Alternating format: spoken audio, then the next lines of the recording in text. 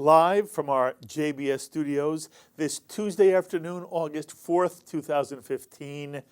I'm Mark Golub. Welcome to this JBS special presentation as the Prime Minister of Israel, Benjamin Netanyahu, is about to offer his perspective on the recent Iran nuclear accords, the deal made by the P5+1 and driven by the Obama administration under the leadership of Secretary of State John Kerry, which is intended to prevent Iran from ever becoming a nuclear weapons state.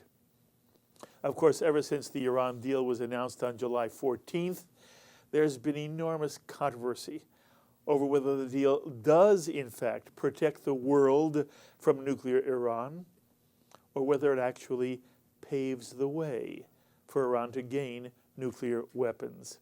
Is the deal an historic diplomatic achievement which will bring Iran into the civilized family of nations and mark the beginning of a new chapter in the history of the Middle East, as President Obama describes the deal?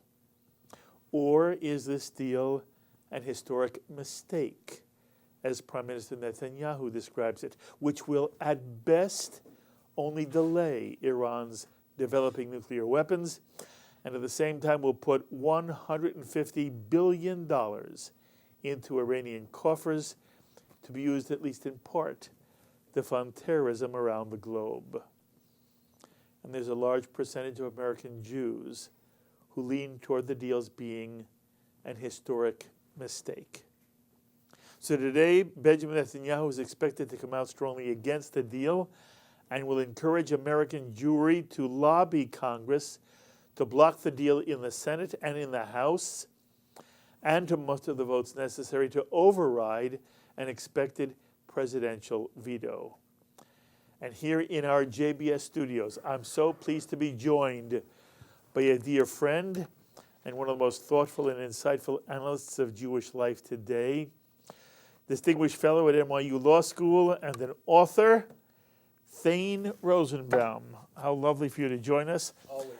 And most of you know that Thane is also the author of the comic novel, How Sweet It Is, a story of Jewish identity set in Miami Beach of 1972.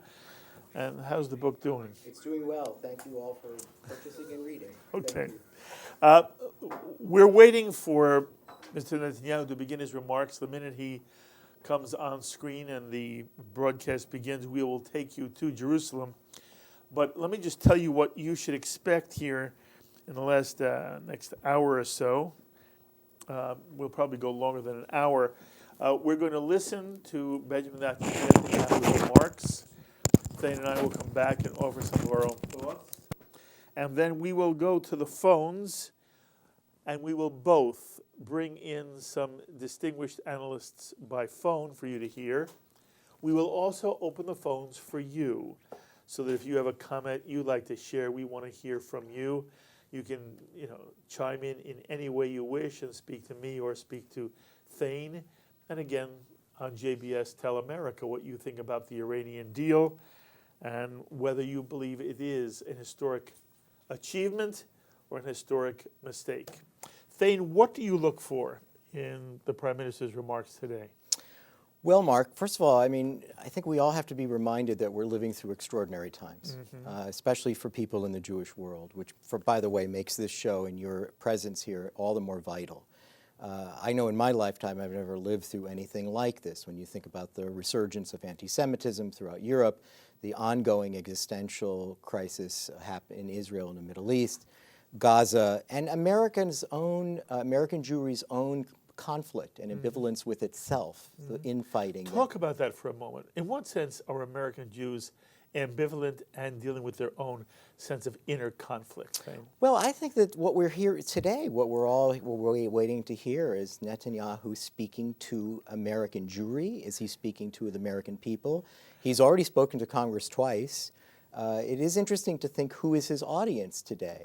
To think that, this is astonishing. Imagine if Winston Churchill had such direct access to the American people during World War II before the United States entered the war and said, look, your president doesn't understand Nazis. He doesn't understand what crazy, threatening people they are. And I need you to get in now, no lend-lease, but get in the war now, declare war on Germany. And it does have the feel that this is what Netanyahu's doing. And in terms of American Jewry, look, Democrats feel that they don't want to be perceived as having dual loyalty. And the idea is that this is the deal that was negotiated. It was on the table. It was negotiated by a president and his Secretary of State. And we have to honor and respect those decisions. And I think there are others who think, and it's not about having dual loyalty. It's simply saying this isn't in anybody's interest, whether it's Israel or the United States. So I think that's the conflict that, you're seeing, look at Senator Schumer, doesn't know what to say, afraid to speak in some ways. It's Debbie Wasserman Schultz struggling in her own, Boca Raton neighborhood. What can I say? I'm a Democrat. I'm head of the DNC. And yet many of my constituents feel very threatened by Iran and want me to reject the deal. When you say Debbie's constituents, for example, do you feel that there are Americans, Jewish and non-Jewish, who literally feel threatened by the prospect of Iran getting a nuclear weapon? I do. Okay, because very often the way it's framed in the Jewish community is it's all about Israel. And there have been people who have come on JBS and have tried to say over and over again, there's a much bigger problem than just Israel. Yes, Israel is nearby, and Iran has made threatening sounds about Israel, but they're developing intercontinental ballistic missiles. Why would a people like Iran, led by their president, be chanting death to America if they didn't mean death to America? What is this, just an exercise in locution?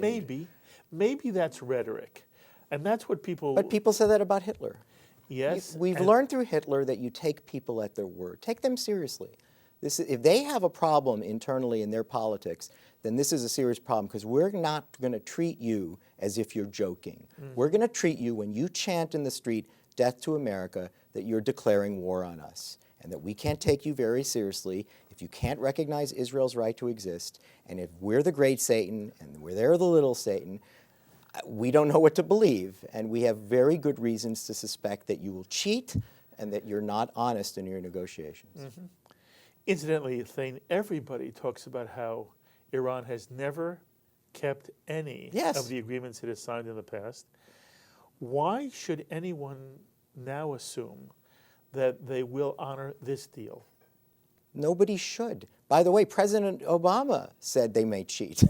He started off by saying, look, I don't know if we can trust them. I don't know. I don't think this is going to change their behavior. I'd like to think that it will. So I think everyone went into this with a great deal of ambivalence, but there was, look, this is when it comes to muscular foreign policy, this administration is completely averse to that showing. It doesn't make threats. It doesn't hold people accountable. We just don't do it. That's not what we've done for the last 8 years. What we are is we sit at the table. President Obama told us when he was running for office, he said, I am prepared to sit down immediately after my inauguration with any of our neighbors, or any of our enemies, without preconditions. He told us this. And so he's done that yet again. And we've crossed red lines in Syria. Putin rolls into the Ukraine and Crimea. It's not what we do. We're operating like a law professor would operate. And guess what? Our president is a law professor. Everyone negotiates in good faith. Everybody's a rational person. Everyone can be trusted to some degree. Everyone has incentives on their end, even if they don't acknowledge it. They're not madmen. And unfortunately, I think this is what Netanyahu's been trying to say for a year. You know what he's trying to say? You don't know our region. You don't live here. This is not Cambridge, Massachusetts. This is not Hyde Park, Illinois. It's just not. And if you could just step out of yourself for a minute, President Obama, and understand that your vision of the world, what you wish, isn't exactly how the world is operating, despite your Nobel Peace Prize, then you would understand our reality, and actually a real reality. Every time you're on, it seems I have to say the same thing, but it's important for me to say it yet again. You have written, you have spoken, you have a long tradition of being on the liberal side of the Jewish community. And you and I have spoken many times off camera. I consider you to be, as I consider myself to be, a traditional Jewish liberal. Absolutely. And I resent when people suggest that if you are a staunch supporter of Israel, that in some way compromises your liberalism. I want you to speak to that because you've been charged with this yourself. You know, you wrote now this very, it's become famous, your piece on Hamas during the Gaza war, where other liberals just went after you tooth and nail because they were claiming that you didn't care about Palestinian babies, as if they had never seen or heard you in their entire life. But I want you to as you set yourself in context, as somebody who sees yourself from a liberal perspective, yet at the same time you have serious concerns about the future of America as well as Israel. How do you help our audience understand whom they're hearing today? With me. Yes. Look, I've never, as I said to you before, Mark, on your program and elsewhere, I've never changed. Everyone else has changed. Everyone else moved. I stood exactly where I've been the entire time. I am a liberal progressive, but I'm not stupid. Mm-hmm. There is a difference. Mm-hmm. I actually live in a world where I can see things clearly, and I'm prepared to judge clearly. And what I see is Israel being condemned, singled out as the only human rights violator in the world, and looking at places that are not democracies, that are illiberal, that do not permit freedom of expression, that behead, dismember, maim homosexuals, stone women, and that these countries get a pass, and Israel does not. And I keep asking, why? Why would these other countries not receive? Why they receive a pass? What makes Palestinians so special? I don't see them as being so special that they deserve a kind of treatment that we would not accept anywhere else. We would not accept barbarism in the same way. We would look at the excuses we make for that part of the world, this just disgusting poison of moral relativism, where we deem everyone essentially living according to the logic of their own cultures, and who are we to tell them what's right and what's not right? Look, let me tell you something about being a liberal. No, there's no more liberal American president than Franklin Delano Roosevelt. He is the author of the New Deal. He gave us progressive politics, told us how expansive government can be. He fought the Nazis. Mm-hmm. He wasn't anti-war. Right. He didn't sit down with the Nazis. He didn't do what President Obama does. Let's just give it a chance. It's the only way it'll work. We can only talk. Talking is the only way. Dialogue is the only way. When President Roosevelt needed to be a wartime president, he was. You and I are not against dialogue. No. You and I would be very happy if there was a way to diplomatically resolve any conflict. President Obama came to office, in addition to the Cairo speech, he gave annual New Year's greetings to the Iranians. What did he get them? What do you get? Every year sent them a Christmas card or a Persian card, sent them something to recognize we like you like us, be like us, talk to us. We've gone backwards in all of our negotiations. They look, frankly, if you want a really good Wall Street lawyer, go get Rouhani. Get those people, get Zarif, because they clearly out-negotiated us by far. You feel that? Oh, God. I'm not sure what concession we extracted, yes. and we left hostages behind. Okay. How did we leave hostages behind? We're waiting for Prime Minister Netanyahu to begin his address. Incidentally, and Thane, maybe you'll help me describe this. This is not a television address that the Prime Minister of Israel is giving to the world or to the nations, either in Israel or in America. Basically what he's doing is he's doing a webcast. And we have the opportunity to bring it to you on television. But it's a webcast, and he has been in touch with Jewish organizations throughout America, and many of them are now waiting for this webcast to begin. When the webcast begins, we are giving you the exclusive television presentation of the Prime Minister's address. And if it's a webcast, you understand how life works. He's going to be in a room and he's going to be talking online, and evidently he is being delayed. Right now it's 12 minutes after 1, so it was scheduled to begin at 1, but we'll be patient.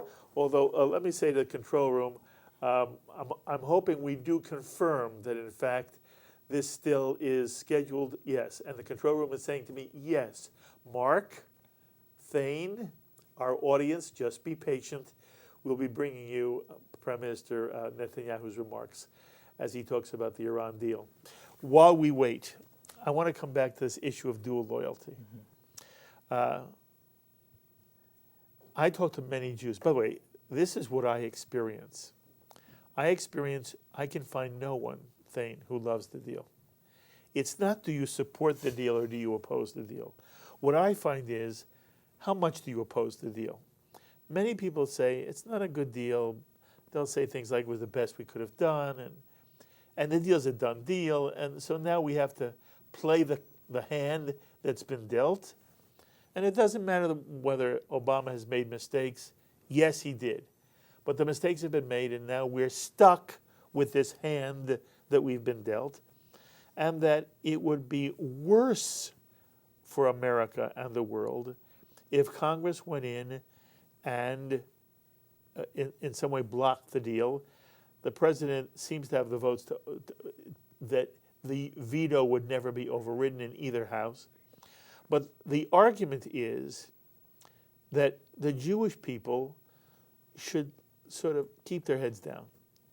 That there are many Jews who say, even though I oppose the deal, I don't think we can win a congressional fight, and I don't want it to look as if it's the Jewish lobby that is the only one fighting the president and the administration, and that in some way it would redound to the ill of the American Jewish community if it were perceived as the one driving the anti-Iran nuke deal.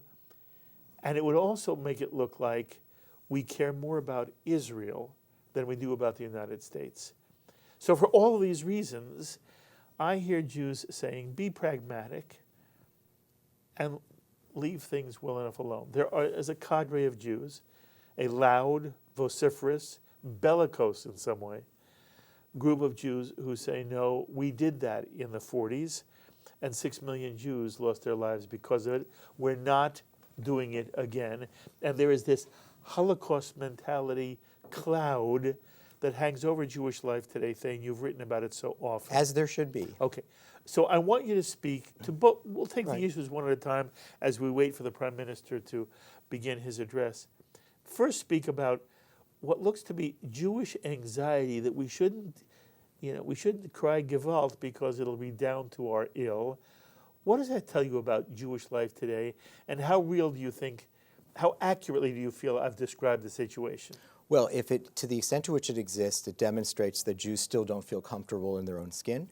It also suggests that there are some Jews that don't feel sufficiently American, that they can advocate in the political process, which is exactly what a democracy. Democracies are messy. They're intended to be messy.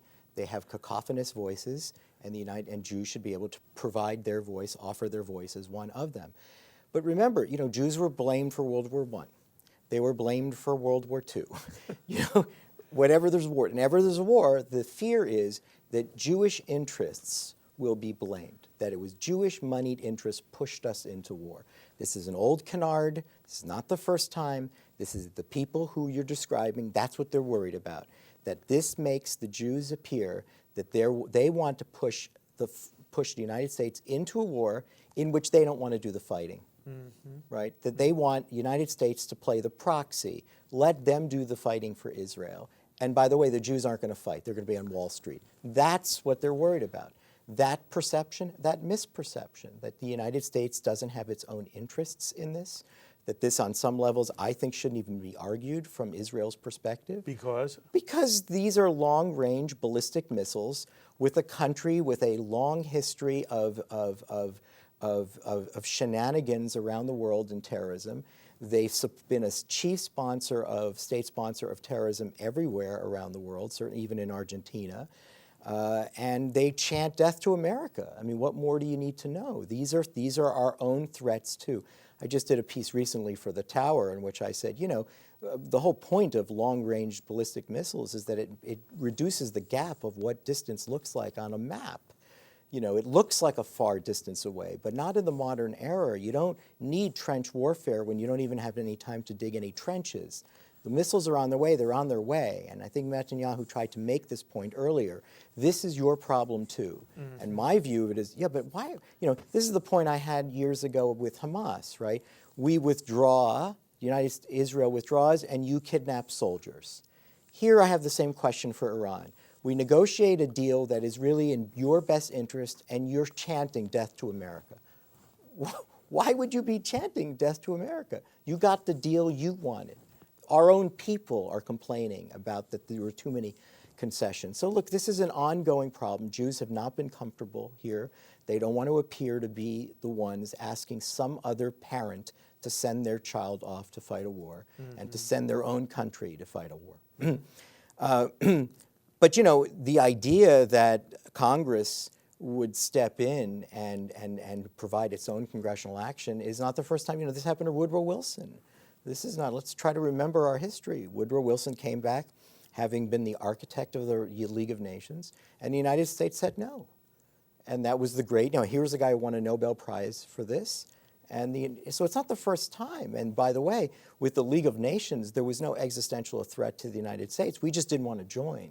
There's a legitimate, viable reason why people would say, we don't want to enter in a deal where the question of verification of your stockpile of weapons, your uranium enrichment, will always be in doubt. And the second thing is we don't want a situation where these snapback provisions, which is, I think most people understand, that those sanctions are gone and they won't be returned. I love this word snapback. It's not in the vocabulary, it's not in the dictionary, but it's a new word, it's a cool word, snapback. But I don't think it works. I think that what we had was working before, which is squeeze them, make it impossible for them, make their people angry at them, make it hard. Finish the thought though.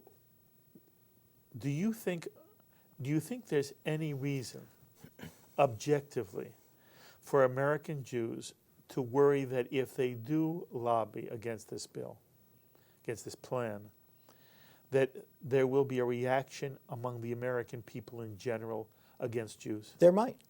Really? There might. I mean, look, we know the polling, Mark. 70% of people, or more, I think the number's even higher, throughout the United States support Israel. Right? Everyone gets it. Yes, so why would you say yes? Well, because it's a very dangerous world. And I think Obama, who is very war weary, and he was elected into office to have us withdraw. I mean, we withdrew from Iraq and Afghanistan without conditions of surrender. I mean, we just left. I mean, what war has that been where we don't have an Appomattox? We don't have an actual, Yes, although it was not a formally declared war. I understand, but it did seem like we left, and look what happened as a vacuum, right? Back in Afghanistan for sure. But I can imagine a scenario where the United States has to put boots back on the ground. And I can imagine a scenario in a situation like that where Americans, and there are now American lives being lost, and someone is going to be able to exploit this issue. There are Jew haters among us, we know, even among our friends sometimes. And I can imagine this being easily manipulated as you see, this is what Obama was worried about. That I want to go on record saying that I don't believe there would be that kind of backlash among the American people or in Congress. I felt, when Netanyahu came and spoke in front of Congress, and there were Democratic senators who said, well, we're not going to go to the joint session, congressmen as well. I was deeply offended that any American legislator wouldn't hear the Prime Minister of Israel as if Israel had to be punished. And you could say, if some senator or congressman wanted to say, I think the Prime Minister was wrong to come here, but by the way, I'm going to respect his coming here as well. But the idea that somehow the Democratic Party would take a step back in its support of Israel because the Prime Minister came to speak to a joint session of Congress, I found that to be outrageous. And I'm not, who knows? Maybe you're more right than I am.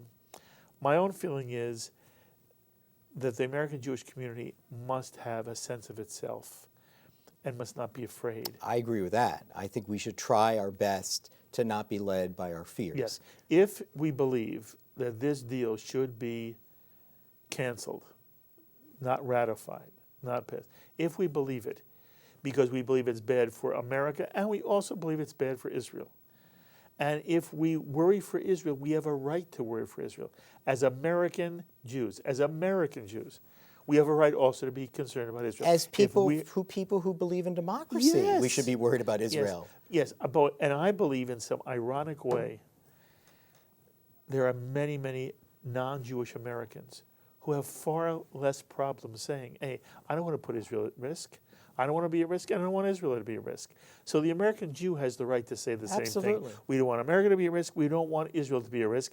And we believe this deal puts both at risk, and that American Jews have to be willing to go to the mat. By the way, even if we lose, you go to the mat, and you make a point. And if Obama has to veto an override, and nobody can defeat his veto, then on record we have an American president against the majority will of Congress had to veto this to get it passed. And maybe that puts gives the next president some latitude when he comes in a year and a half, or she comes in a year and a half, and wants to move in a different direction, especially if Iran has cheated, you say. Look, I think it's fascinating, and you just reminded me again of how familiar this feels as Jews in the 1930s and 1940s. Same kind of language is being used, the dual loyalty, the questions, the idea of pushing the United States into war. Rabbi Stephen Wise, as you remember during World War II, looked at people like Peter Bergson, and the Bergson Group, and called him a traitor. Yes. As if how dare you. And Bergson's trying to organize at Madison Square Garden a rally on behalf of European Jewry. To save them. And there are Jews saying don't do it. Yeah, and Paul Robeson is singing on behalf of that. We had Paul Robeson, we had Jimmy Cagney, we had Lauren Bacall. She was Jewish. That was the one Jewish thing she did. She brought Bogart. We had some really cool people who went to Madison Square Garden on behalf of the Jews of Europe. And why would Stephen Wise be against it? Because he had the ear of Roosevelt, because we've had a long history of court Jews. And there are such a thing as Jews that have look, there are a lot of Jews that get invited to Obama's Christmas party, Hanukkah parties and Passover Seders. And I think they like the invite. And I think that there's a part of that they feel like they want to be both patriotic and loyal. And they don't want to be an impediment to this president's foreign policy. We're live here at JBS Studios waiting for the Prime Minister of Israel to give an address that he was scheduled to give at 1 o'clock. It's now 1:25. You know what we're going to do, Sloan? We're going to take a quick break. When we come back, Thane and I are going to open the phones to you, and we'll wait together. Right now, we've just been told there are technical difficulties in Israel as they try to get the Prime Minister's address up on satellite. Once it's on satellite, it'll come to America. So we have no idea how long it's going to take. So why don't we take a quick break? When we come back, while we wait for the Prime Minister to begin, we're going to invite you to join Thane and me. And what's your sense right now of some of the issues that you've heard us discuss? Are you for or against the deal? And again, I can't find anybody for it. So the question is, how much are you against the deal? What do you think the strategy should be now for Jews and Americans, Jewish, non-Jewish, in terms of lobbying Congress to block the Iran nuclear accords? We'd love to hear you chime in any way you want. So stay with us. You're watching JBS Expanding Jewish Understanding. We'll continue in just a few moments.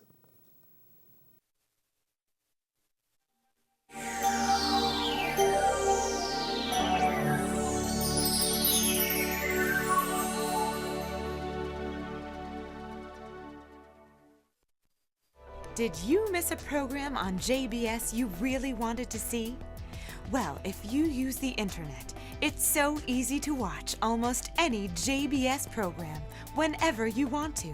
Simply Google the name of the guest or program you'd like to watch and add JBS, and presto, the program should pop up on your screen. Missed our exclusive coverage of Bret Stephens on his new book, America in Retreat? Google Bret Stephens, JBS, and there it is. Missed Ari Shavit's in-depth interview on L'chaim? Google Ari Shavit, L'chaim, JBS, and there it is. Want to watch JBS's tour of Karnei Shomron? Google Karnei Shomron, JBS, and it pops right up. So don't forget to set your DVR to record your favorite JBS programs. But remember, JBS programs on demand are only a click away. JBS, expanding Jewish understanding. Watch IBA News every day on JBS. Monday through Thursday at 6 p.m., Friday and Saturday at 5 p.m., and Sunday at 6 p.m. Followed by JBS News Update with Tisha Bader. Only on JBS.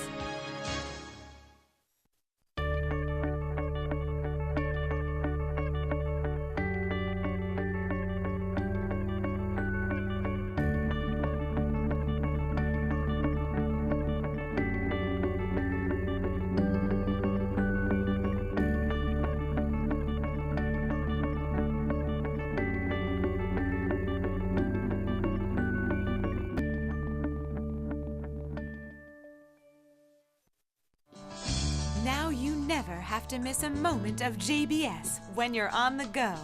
In the car, on the street, at the gym. Stay tuned to JBS through the TuneIn Radio app. Available for download free of charge. TuneIn Radio is a mobile app that allows you to stream radio stations, podcasts, and now JBS. Just download the app, go to search, type in Jewish Broadcasting Service, and enjoy JBS wherever you are. You can even add JBS Radio to your TuneIn favorites, so it's always just a click away. JBS on TuneIn Radio, expanding Jewish understanding.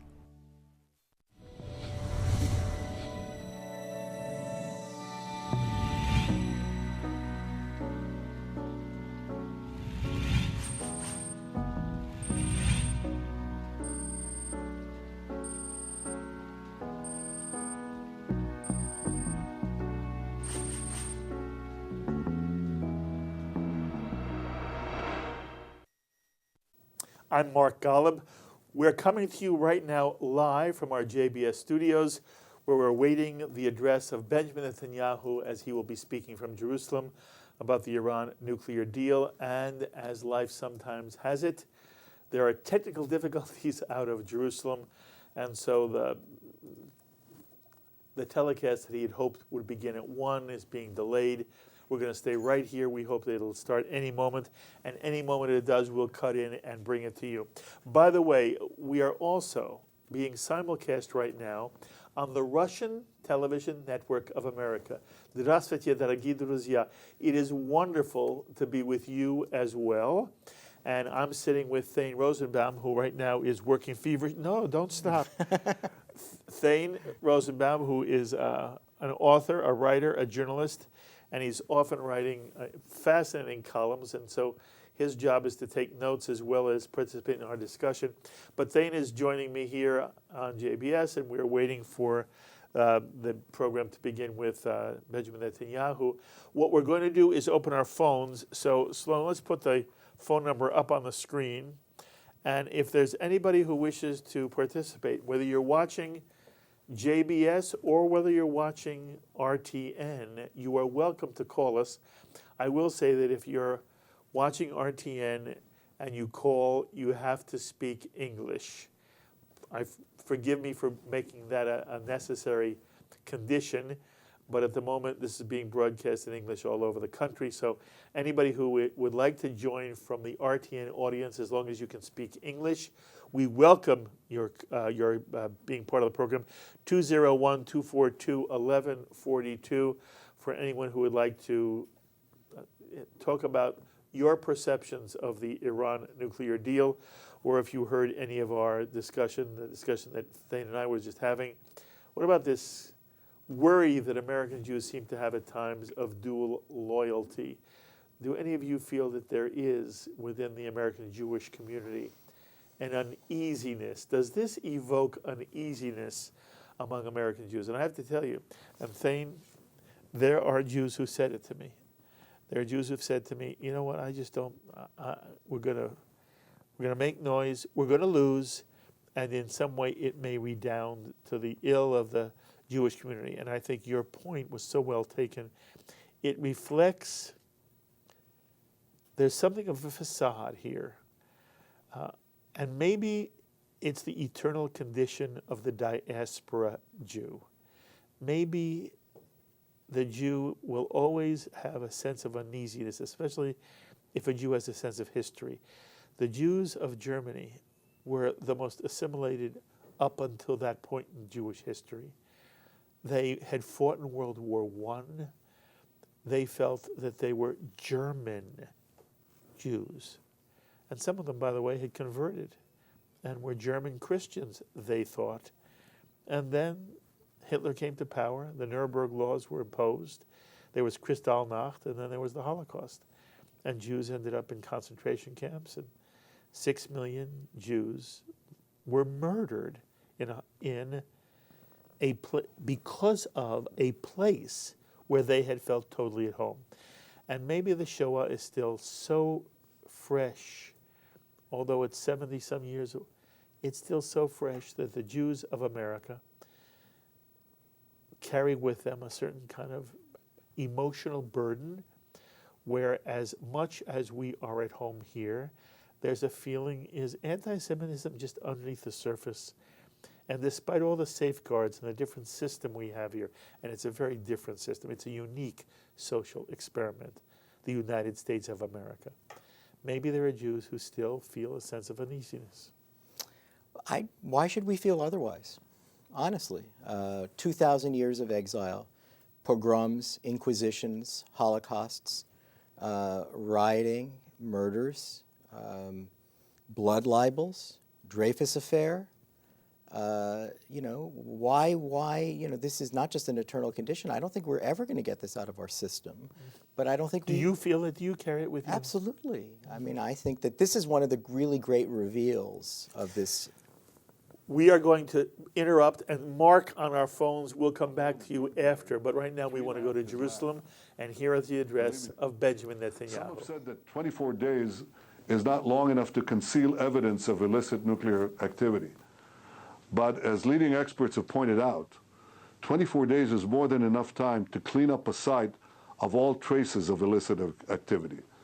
It's like the police giving a drug dealer 3.5 weeks' notice before raiding his lab. Believe me, you can flush a lot of nuclear meth down the toilet in 24 days. I've heard the claim that the deal blocks Iran's covert path to the bomb. But no matter how good your intelligence is, no one can credibly make such a claim. How can you block what you don't know? So Iran can keep the deal, or Iran can cheat on the deal. Either way, the deal gives Iran a clear path to the bomb, a difficult path to 1 or 2 bombs today, and a much easier path to hundreds of bombs tomorrow. Now, here's the thing. Everybody in the Middle East knows what I've just said. And the countries in the region threatened by Iran have already made clear that they will work to develop atomic bombs of their own. So the deal that was supposed to end nuclear proliferation will actually trigger nuclear proliferation. It will trigger an arms race, a nuclear arms race in the Middle East, the most volatile part of the planet. That's a real nightmare. But the deal's dangers don't end there. See, the deal gives Iran also a massive infusion of cash. And Iran will use this cash to fund its aggression in the region.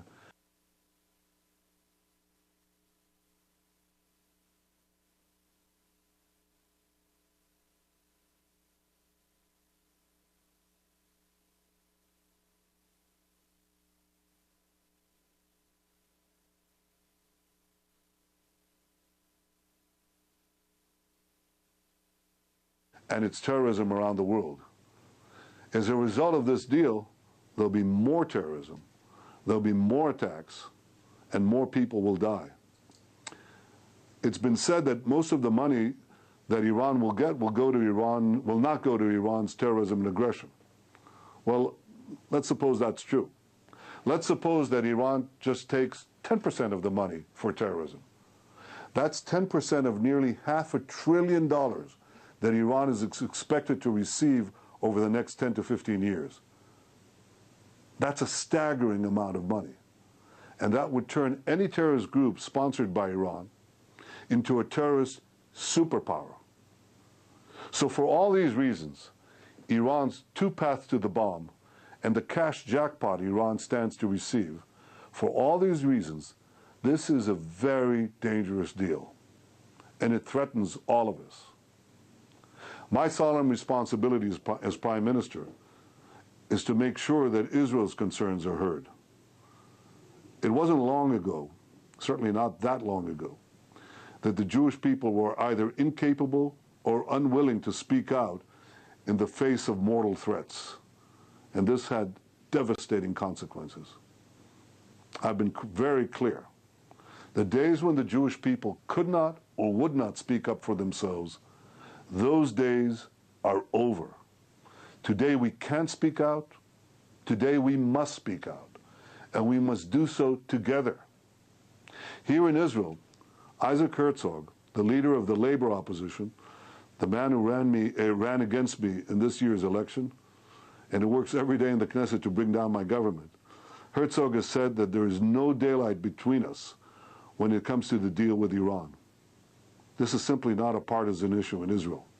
Sure, some people disagree, but overwhelmingly, across the political spectrum, a huge majority of Israelis oppose this deal. So this is not a partisan issue in Israel. It shouldn't be the deal politics. The deal, the more people, and the more people deal support claims, yet there's one that's us. We want peace. Because of free borders aimed at all our cities, politics, as we in Israel have risen above it. Judge the deal on its substance, and on its substance alone. The more people know about the deal, the more they oppose it. And the more people know about the deal, the more the deal supporters try to stifle serious debate. They do so with false claims and efforts to delegitimize criticism. Yet there's one claim that is the most outrageous, that those who oppose this deal want war. That's utterly false. We in Israel don't want war. We want peace. Because it's we who are on the front lines. We face Iran's terror on 3 borders. We face tens of thousands of Iranian rockets aimed at all our cities. Repeatedly face Iran with terrorism. Israelis are, and its deal, it's outrageous. Nuclear program against neither war. And this arms race in Islam and aggression. Terrorism. Israelis are, and its deal, it's outrageous. Nuclear program against neither war. And this arms race in Islam and aggression. It's obvious that they're having real problems out of Israel. And this is a feed. And this has nothing to do with JBS. This is just a feed. The ones who pay the highest price if there's war. And if Iran gets this deal because we want war, is not just Israel wants to dismantle Iran's nuclear program, and it's neither goal. I don't oppose this deal because I want to prevent it. Will spark and it would feed Iran's terrorism and aggression. It's a terrific war of all. Don't let the deal supporters quash a real debate. Don't let them take your voice away at this critical lives and the lives of our children and grandchildren. This is a time this dangerous deal. Thank you. Now, I would middle of a deal to prevent Iran. I think that is to dismantle more likely. Don't let the deal supporters quash a real debate. The issue here is too important. Don't let them take your voice away at this critical moment in history. What we do now will affect our lives and the lives of our children and grandchildren in Israel, in America, everywhere. This is a time to stand up and be counted. Oppose this dangerous deal. Thank you. Thank you for those most meaningful remarks, and I know I speak for everybody who was on this call. And with your permission, sir, I would like to pose the first question that comes to us from the middle of America in Cincinnati, Ohio. And the question, Mr. Prime Minister, is as follows. What would have been needed to be in the current deal for Israel to have endorsed it as a viable plan to prevent Iran from acquiring a nuclear weapon? Well, I think that I offered two alternatives and supported two different alternatives. The first alternative is to dismantle the sanctions in exchange for dismantling Iran's nuclear program. That was, in fact, the U.S. position until the interim agreement in 2003. It was supported on a bipartisan basis. But once the U.S. backed off this position, I offered another alternative. Not full dismantling, but significantly rolling back Iran's nuclear program and linking the lifting of restrictions on that program to a change in Iran's behavior. That is, to have them stop their terrorism and their regional aggression. And I outlined that alternative in a speech before the U.S. Congress. So it's simply wrong to say that I offered no alternatives and that I wouldn't accept any deal. We'd accept a good deal. This is not a good deal. Now, I want to take this opportunity to dispel a number of false claims about Israel's position and about the deal. First and foremost is the claim that the only alternative to this deal is war. That's kind of funny. Just a few weeks ago, we were being told that the alternative to a bad deal is no deal. Now we're being told that the alternative to a bad deal is war. What's changed in the interim? The answer is nothing. The alternative to this bad deal is still no deal or a better deal, one which would roll back Iran's nuclear program and link the lifting of restrictions on that program to a cessation of Iran's aggression and its terrorism. The claim that I wouldn't accept any deal and that I haven't proposed any alternative is simply not true. Thank you, Mr. Prime Minister. On behalf of Jewish federations across the continent and everyone on this call, we are glad to partner with you regarding this important issue and your answers. For those of you who do not know me, my name is Michael Siegel, and I am the chairman of the board of the Jewish Federations of North America, and I am speaking with you from a studio near my home in Cleveland, Ohio. We have received more than 3,000 questions from the 10,000 participants on this webcast. And like you and many Americans, our community is very concerned about the Iran agreement. Of the many thousands of questions, we have noticed a number of themes. So what we have done here is identified one question to represent each theme. Mr. Prime Minister, let's begin.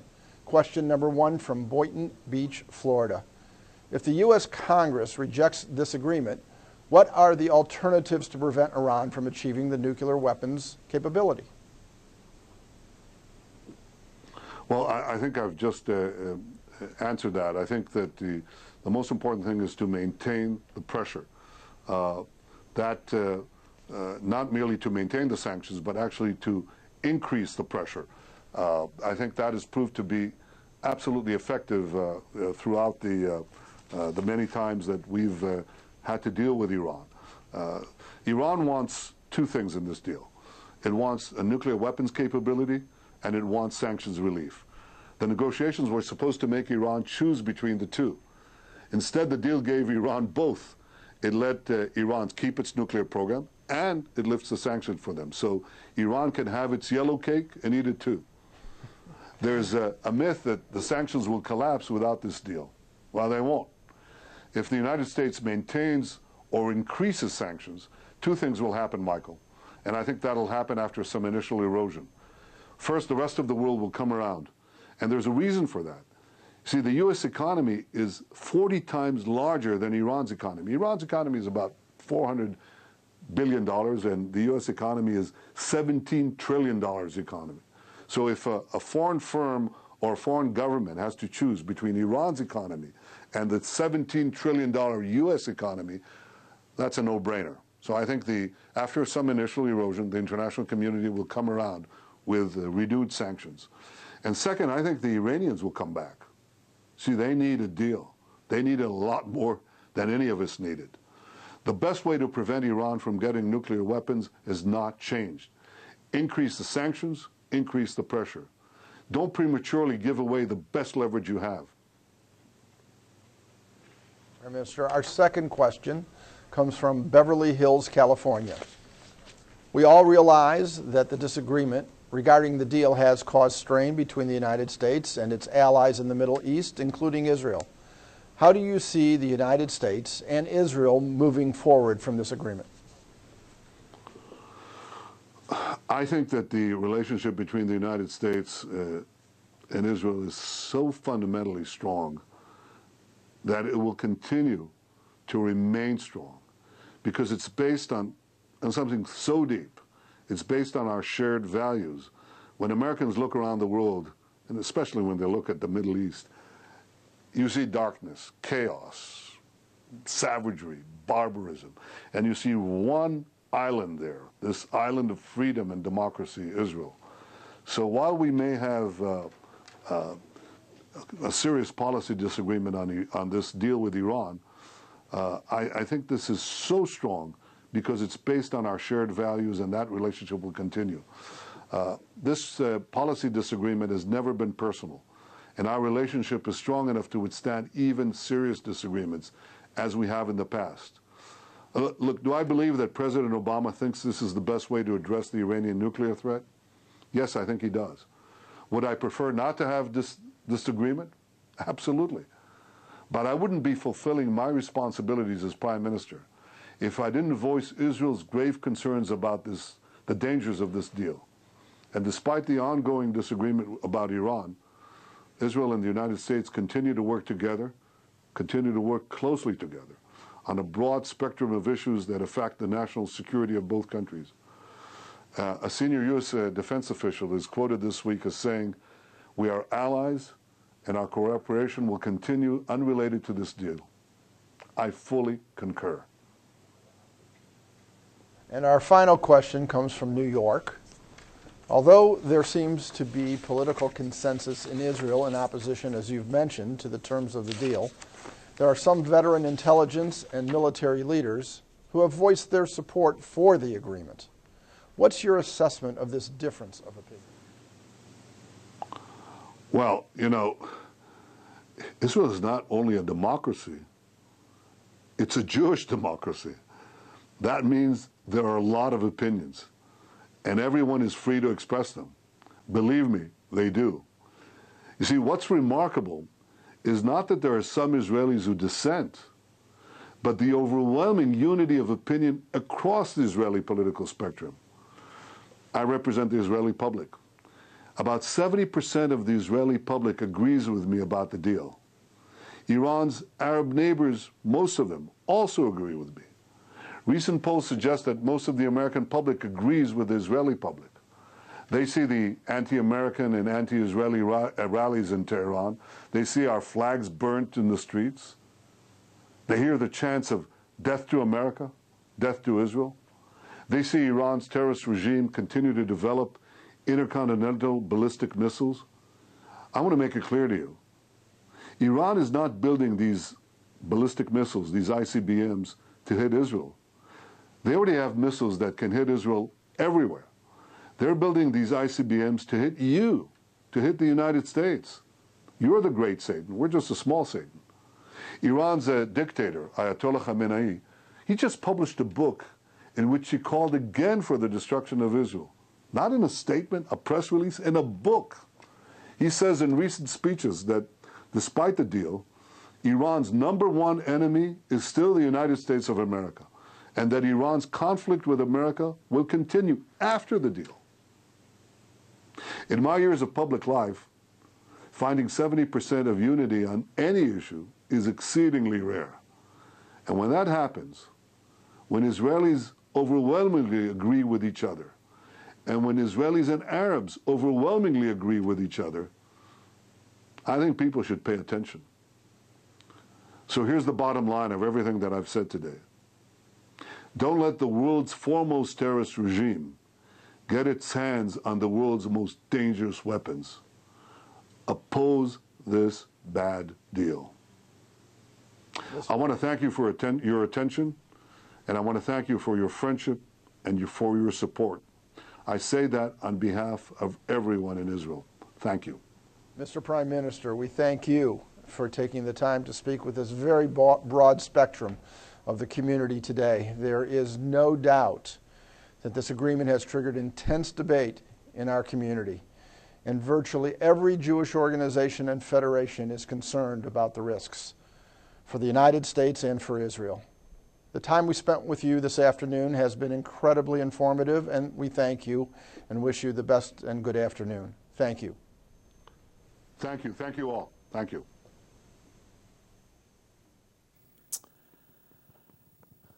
There you have it, the address by Prime Minister Benjamin Netanyahu, and then a conversation he had with some federation leaders here. Jewish federations around the country were watching online, or they were watching, quite honestly, on JBS. And the federations put out a memo that everybody who has JBS could be watching on JBS. You saw they had some technical difficulties. First, it was delayed, and then the stream froze a couple times. But at the end, it was pretty clear. And Thane, what was your reaction to the Prime Minister's presentation and his answering of questions? Well, as always, Bibi Netanyahu is polished. He's good at this. He was always good at this. I continue to be amazed at this sort of direct access to the American people and how extraordinary this is, that a foreign leader continues to try to circumvent the wishes of, look, when President Obama was in Kenya and started to lecture them about freedom and human rights and gay rights, they didn't have anything, they didn't want to hear about that. Yeah. And so the fact is, this is not something that President Obama wants to see happening, and yet Netanyahu continues to get through to the American people. We're going to go for a moment now to our JBS phones because we have a very special guest from Washington, D.C. I'm so pleased to have on our phones. Oh, I'm sorry, we don't. We're going to have somebody on our phone, so stay with us. But in one moment, we're going to go to our phones and bring in some of the people who we've lined up to respond. I found him compelling. Yeah. That's all. And I find this so simple. The whole goal here is to stop Iran from getting a nuclear weapon. That's all. And it's interesting, the Prime Minister did refer to the fact that at one point, the equation was that the sanctions would be lifted only if Iran dismantled their entire nuclear program. And you would have thought that would have been the most sensible, the most successful way Absolutely. to accomplish this. It's very simple. Yes. We don't need to sanction you. You don't need these weapons. Right. To dismantle it, show us you have plenty of oil. You don't need this for peaceful civilian purposes. So show us. And the fact that the fact that Bibi says, well, I had to come back a second time and to give an alternative proposal because the first one, which was the most eminently reasonable, was roundly rejected. The other thing, Mark, he did discuss the point that you and I made about war, because I think he had directly addressed, I want to respond to people who think that rejecting this deal leads to war, that that's the very next step. And I think that he recognizes to some degree what's in everyone's mind, the anxiety about, well, if we don't get this, the president continues to, this is the single best way to prevent a bomb in Iran, and what's the alternative other than war? Mm-hmm. I just want to check with the control room. Do we have somebody on the phone now, Sloan? Okay, you'll let me know when he's... Okay. In one moment, we'll have our first guest. I'm going to say it again. It seems to me that when anybody hears the kind of presentation that Benjamin Netanyahu just presented, it seems so logical. It doesn't seem radical. It doesn't seem bellicose. It just seems straightforward. Unless the bottom line is you think it's okay for Iran to get a nuclear weapon. If you think it's okay, then you understand this deal. If you don't think it's okay, then Thane, I don't know how you can think this is a good deal. Well, you know, President Obama has a long-standing practice of saying, what we've just concluded is what statesmen do. And I want to be a statesman. I Okay. can conclude deals even if I'm uncertain whether they can hold up. We're going to go to our phones right now, and we're not going to go to Washington. We're going to go to Israel and bring in a dear friend who you hear often here on JBS. He's the former Israeli ambassador to the United States and a former deputy foreign minister. It's Danny Ayalon. Danny, thank you so much for joining us. My pleasure, Mark. Danny, were you able to hear the Prime Minister's remarks?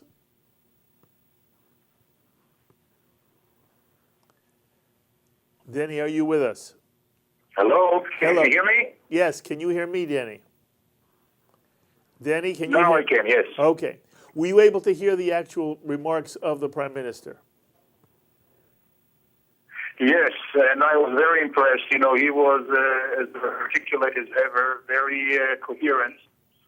But I'm afraid he's talking to deaf ears and problem that all of us here in Israel face, and that's what makes us very concerned. You're afraid that the people who need to be convinced are not listening. Well, ideally, we should have worked together with the administration and not against the administration. And once we have seen an attitude of appeasement whereby, you know, if you say that the United States of America, the mighty United States of America, is saying that there is no other solution to the Iranian threat but a diplomatic one, that really gives the Iranians the last say. And this is not the case. Iran was actually crumbling or was really crawling to the negotiation table because of the sanctions at work.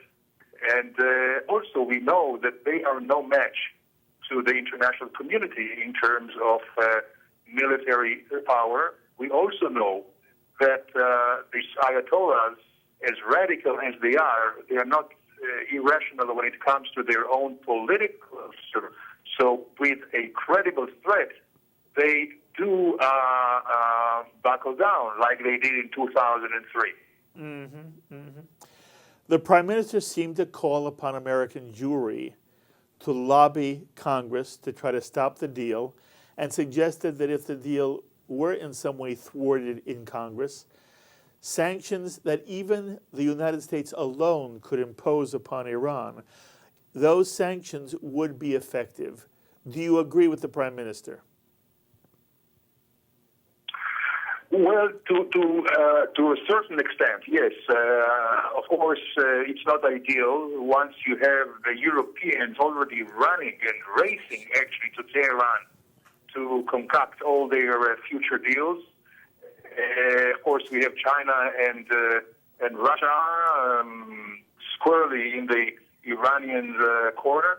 That makes it difficult, although certainly the United States sanctions would be quite crippling. They will not be as effective as a united international community, but there could be a leverage, and this is something that there is no telling at this point, but if the American sanctions would include European or third-party companies that want to do business with Iran, and if they make them choose between the Iranian market or the American market, then maybe this could make a difference.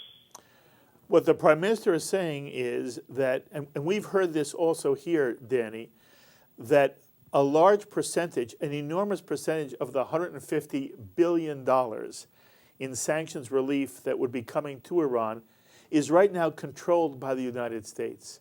And that the United States economy is such that European nations and other foreign nations, if they had to choose between dealing with Iran or the United States, as the Prime Minister said, they're going to choose the United States, and that the sanctions that could be imposed by the United States alone would force Iran to come back to the table.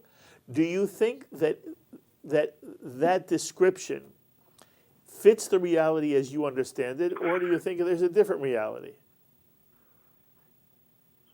Well, Mark, I think that this is also a very valid point, and certainly, right now, giving Iran such a free pass and showering upon it all these tens or hundreds of billions of dollars, when nobody talked about their threat to destroy Israel or their continued massive support of terrorism, international worldwide, certainly withholding this big chunk of money also would, I think, be another pressure point on the Iranians. What I do not understand, Mark, is why all these points have not been used throughout the negotiation. Yes. It seemed like the P5+1 were treating Iran with kid gloves,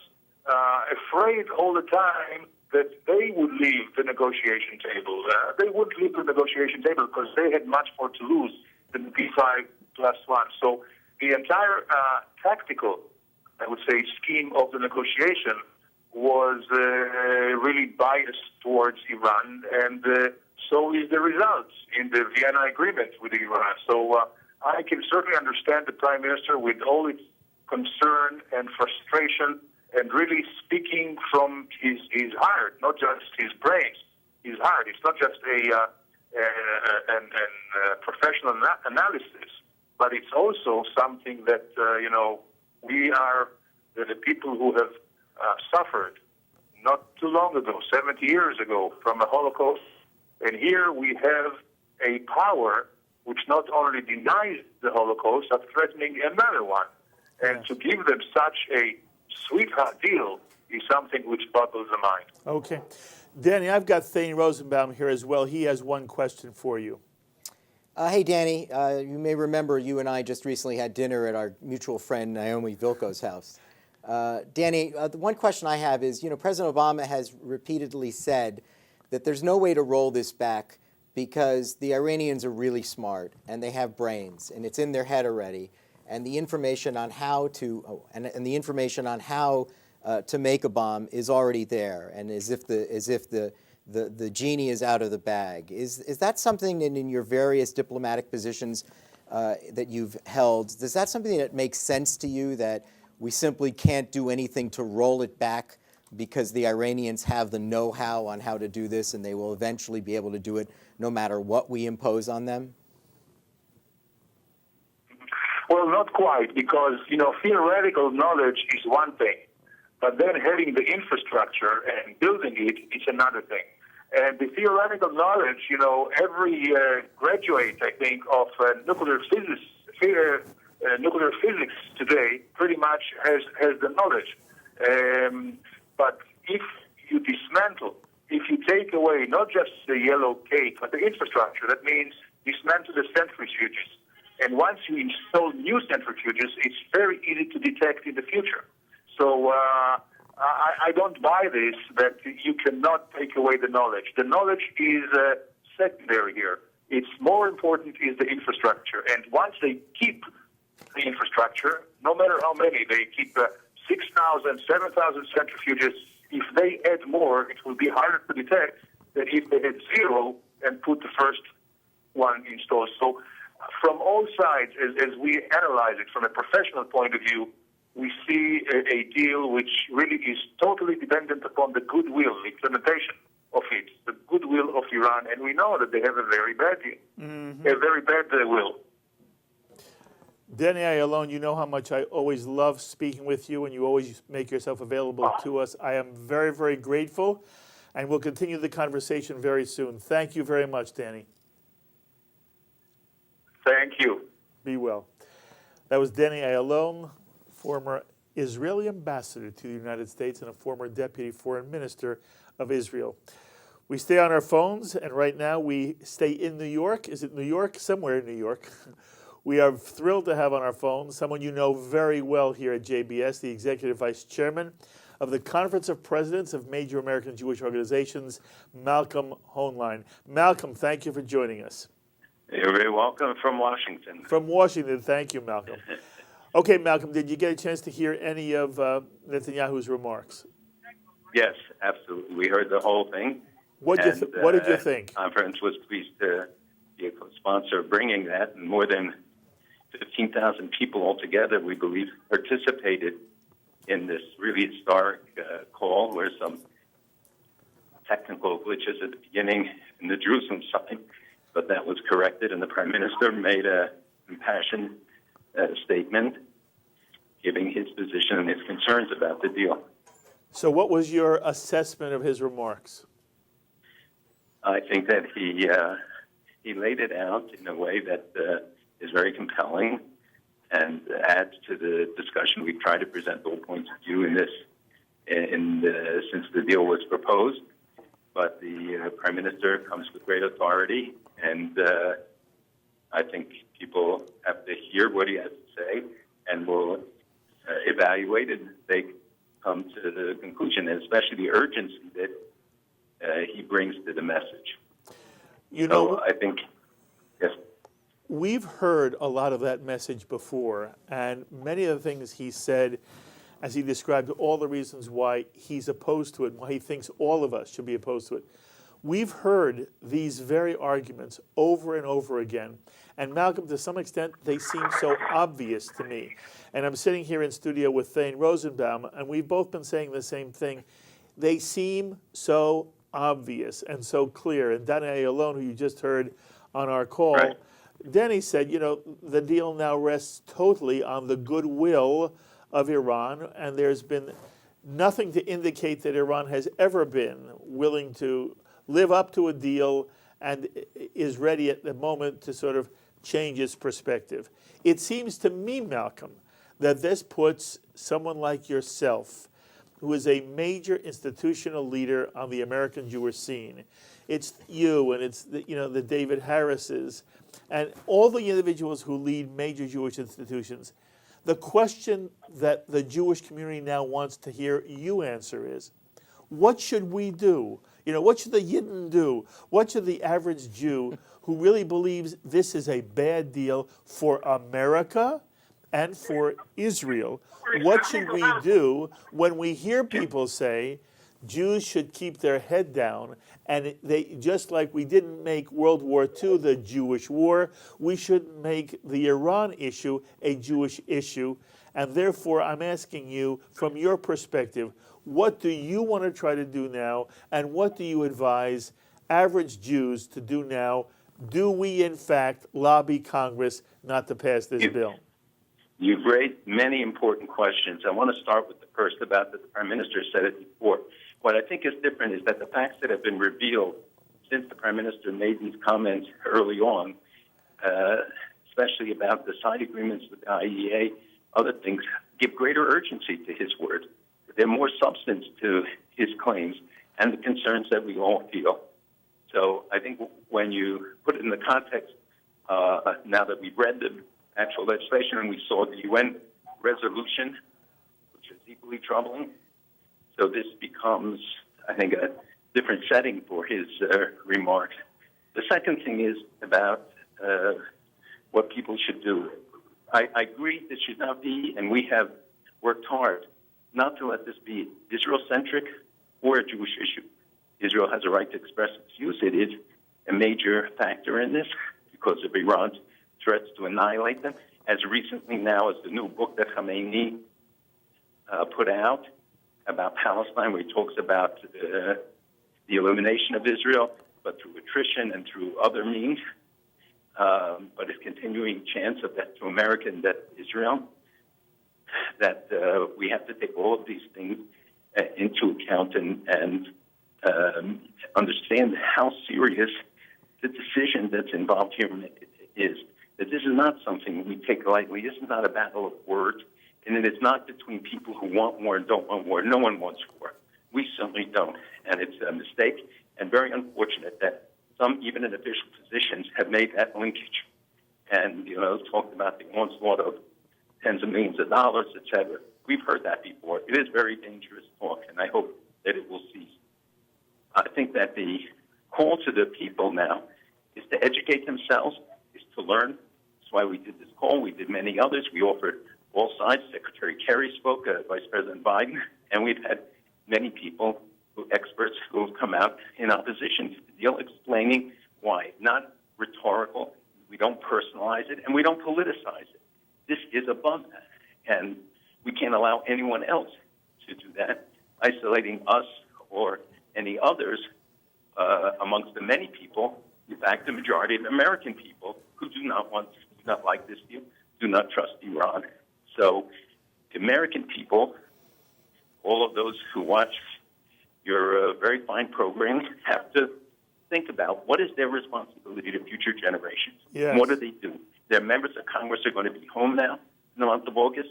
Reach out. Have a dialogue with them. Tell them your concerns. Make sure that they come out. It's time for people to bite the bullet and make a decision about where they stand on this legislation. They know what's in it. They know the risks involved. They know what has been done and hasn't been done. So that's the primary thing for August, is to get the members of Congress. And then when they come back in September, we will have a whole new program of events that will lead up to the actual vote. Malcolm, I've got Thane Rosenbaum in studio with me. He has a question for you. Hey, Malcolm, it's Thane. Hi, how are you? Hey, Malcolm, so you are America's macher when it comes to gauging the pulse of the Jewish American community. And so we trust you for being able to assess where is public opinion when it comes to Jewish Americans. Are you of the view that there is a deep conflict within Jewish Americans about whether or not it's appropriate not to support the President of the United States in a deal that he so clearly values as sort of the capstone of his administration? Or do you think that there's, many Jews on the sidelines who are just remaining silent, but there's really very little support for the president's deal? What's your sense of whether there in fact are any internal expressed or unexpressed conflicts within the community? Well, that's a very good question, and you posed it correctly. The analysis, I would agree with, is that you have various segments. You have those who are adamantly for it and adamantly against it. We have those who are still studying, and we have those who are indifferent to everything, or don't want to take the time, don't want to be bothered with trying to assess what this is about and what they have to do. So that division, which we have in virtually every issue, remains. The polls show different results, but it depends mostly on how the question is framed. The most recent polls show that overwhelmingly the American people are against it. They show that the Jewish community is against it. There were earlier polls that showed a different result, but people questioned at the time the way the question was framed, and I think in light of more recent polls certainly justifies that. I think it's clear to say that the community, there is a division. There are people who are for it, who are against it, who are confused. But I would say the largest segment of those who today do not think this is a good deal. They're not sure what the alternative will be. What happens if this gets turned down? What happens the day after, which is something we're looking at and believe that as responsible leaders we have to look at and anticipate any outcome, win or lose, on the vote, and the consequences for that. Malcolm, one more question in that vein. There are some who are saying, and writing very persuasively from their perspective, that the Jewish community can't win this fight, that those, even the Americans who oppose this deal can't get enough legislators in both houses, the Senate and House, to ultimately override a presidential veto. And if, in fact, in the end, it's going to be a losing cause, there are those in the Jewish community who say the better strategy is to go work with the administration and sort of get some kind of quid pro quo for Israel, economically, diplomatically, militarily, and not try to block the deal. I'm Well, asking. the Prime Minister has made clear that he does not want to negotiate now because that would mean that he was prepared to accept the fact that this deal will hold. And second, we have many friends in Congress, the majority probably in the House now, and maybe in the Senate. I think most assessments are that they will win on the first vote. The question is, will they win on the override? Right. That has yet to be determined. But we have many friends who are out in the limb who have gone out there and, we're not abandoning the position.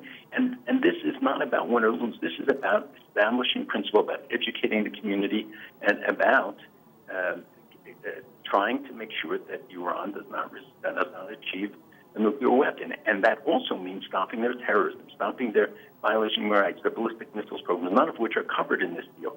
So there are many things that can be achieved by continuing this effort. But we do work with the administration, and we have given them every opportunity and will continue to do so to present their points of view. So I don't think this is a complex situation. We can't allow it to become one. We have to work together and achieve that together. Malcolm, it is always wonderful to hear your perspective. Thanks for taking some time. Go back My to whatever pleasure. you were doing in Washington. I'll see you soon in New York. Thank you, Malcolm. Okay, be well. Be well. What is your, what's your response to some of the things Malcolm said? He says, for example, he doesn't want there to be conflict. He wants to work with the administration. At the same time, I know how he feels here. He feels the same way we do, that it's a terrible deal. So as you hear him, what goes through your mind? I was reminded of what Ayalon said when he said deaf ears. It's not clear, for the last 8 years that the President of the United States, that the Oval Office had the kinds of sympathy for Israel's position in the world, and even more indirectly, America's position in the world when it came to its enemies. And I'm not sure that even, with Malcolm's, great negotiating powers of sort of interceding on behalf of the Jewish world, that the administration is ever going to see that this was a bad deal. They're going to say that this is a good deal. The real question is the override.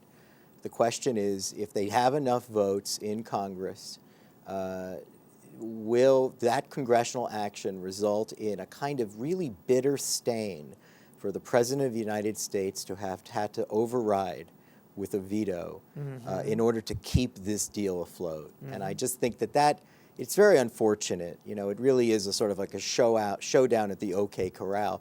Mark, the novelist in me sees a movie in this. The story of this is really like, the Cuban Missile Crisis. It has that kind of flavor where you have a true international spectacle, and it comes down to two people who won't blink, Netanyahu and Obama, who have had their troubles for 8 years, whether it was on the moratorium of settlements or not getting invited to dinner, whatever it is. Here we are. Here's the culmination of it, where the Prime Minister of Israel is actually speaking directly, again, to Congress, the American people, and American Jewry to do what's necessary to change, through the legislative action, to change this deal that was negotiated by the executive branch.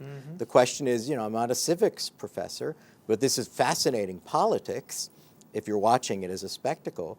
But it can't be done without damage, Mark. I think that's to the extent to which whatever happens, there's going to be a lot of damage. And hopefully the next president will be able to make a tikkun, a repair.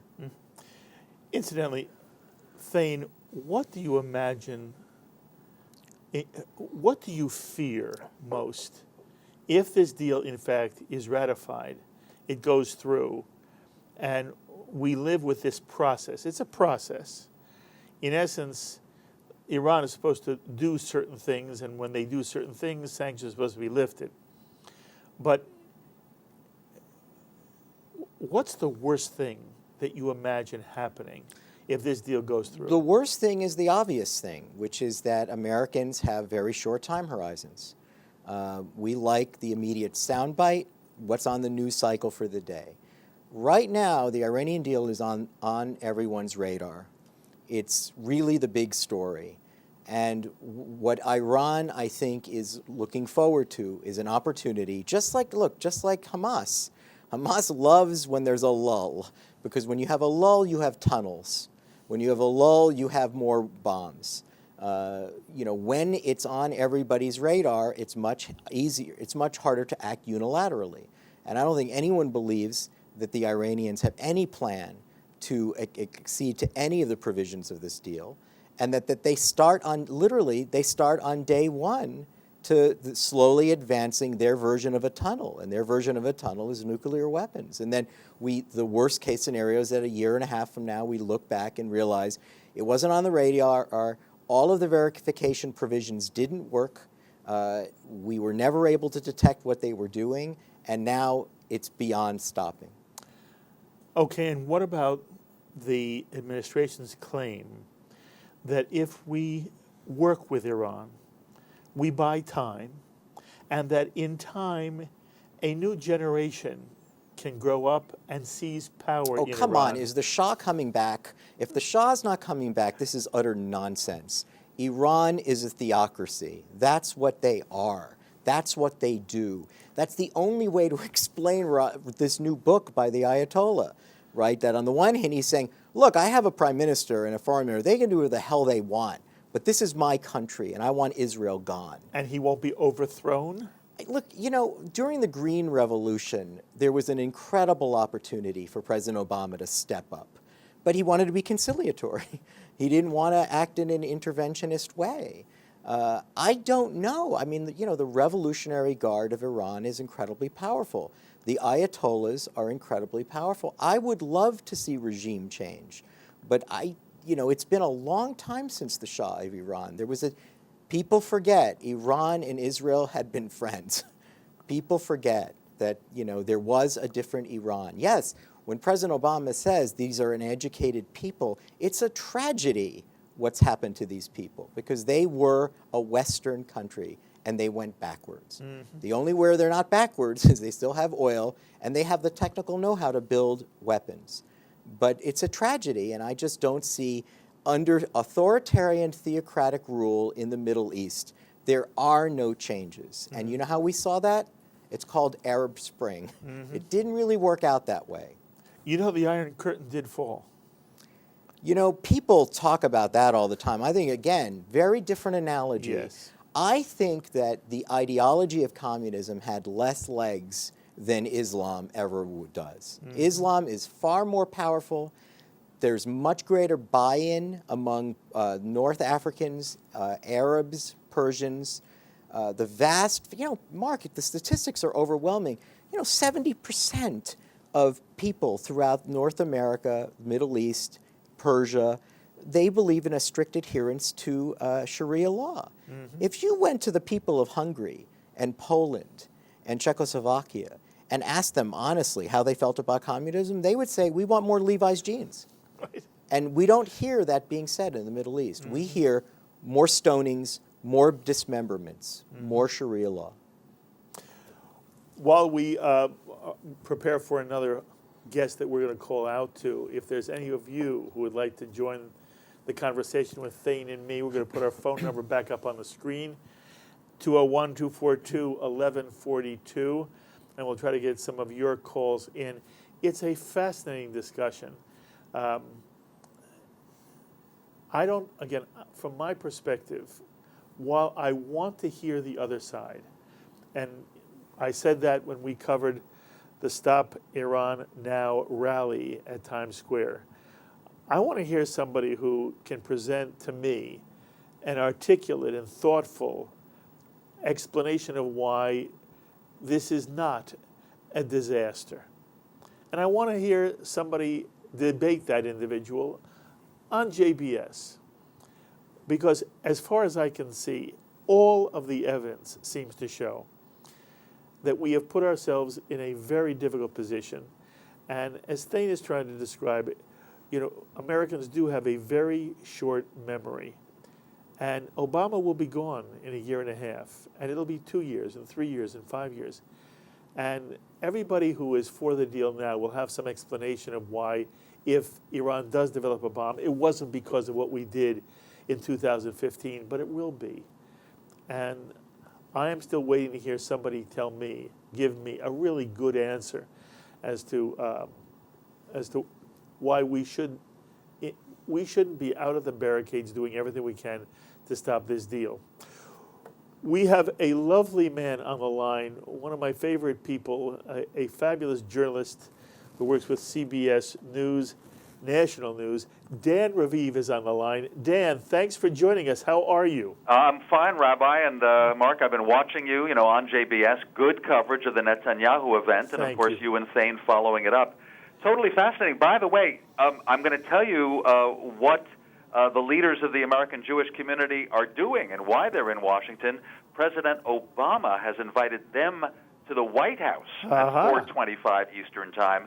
So they heard Netanyahu earlier in the day, and they get President Obama lobbying them in person today. What was your reaction to Netanyahu's comments? Well, as you and Thane have said, he's always smooth and articulate, no problems there. Maybe he has to come up with a new argument. Maybe there has to be something where members of Congress and senators will say, yeah, I never thought of that. Because the truth is that Chuck Schumer and other key senators who say they love and care about Israel are thinking about this very deeply. Bill Nelson, a Democrat from Florida who isn't Jewish, but he says he really cares about Israel, we've just found out that he's going to go on the Senate floor and announce he's going to vote for the Iran deal. The White House and the State Department are lobbying senators, explaining why the deal, as they put it, is the best way peacefully to stop Iran from getting a nuclear weapon. Okay, we don't know what will happen 15 years from now, but the Obama administration says our successors will deal with it then. Is that what they're saying, by the way? Are they? Yes, they're saying that if Iran continues to be hostile, including supporting terrorist groups, first they say that U.S. sanctions that are meant to punish Iran for encouraging terrorism and other activities will continue. Some U.S. sanctions against Iran will continue. But if Iran, 15 years from now, when this deal expires, tries to rush to make a nuclear weapon, then there are U.S. officials who say to us, well, Israel and the U.S. will have the same options as today. They can attack and bomb Iran's nuclear facilities, or we can turn to the world again for sanctions if we want. But in the meantime, let's give the peaceful option a chance. So that's their argument. I'm not here to endorse it. I'm just thinking it ought to be voiced even on your program. I am thrilled that you did. It is wonderful to always have your input. So you and I should stay in touch all the time. I love the fact that you care about me. And I love the fact that you're involved in these issues. So I will chase you as well, Dan. Thank you very much. And keep watching JBS. I say that to all my friends. Thank you so much. My best to your mother. Yeah, she watches. Thanks. Thank you very much. Okay, so Dan Raviv gives you the administration line. What's the big deal, Thane? If they cheat, America and Israel still have the exact same option, war. We can impose the sanctions once again. In the meantime, maybe Iran can change, and you say?